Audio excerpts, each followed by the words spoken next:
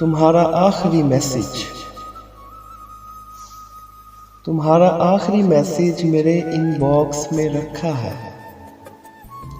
इसमें तुमने लिखा है, मुझे अब भूल जाना तुम। जुदाई फांस भी हो तो सब्र से झूल जाना तुम। मगर मैं जान देकर भी आखिर तक निभाऊंगा, मैं तुझको भूल जाऊंगा। मगर तुमसे मेरी जरा सी गुजारिश है, मेरी आंखों में मत रहना, मेरे दिल से उतर जाना। भुलाने भूल जाने में तुझे मैं याद कर लूं तो मुझे तुम याद ना आना, कभी भी याद ना आना।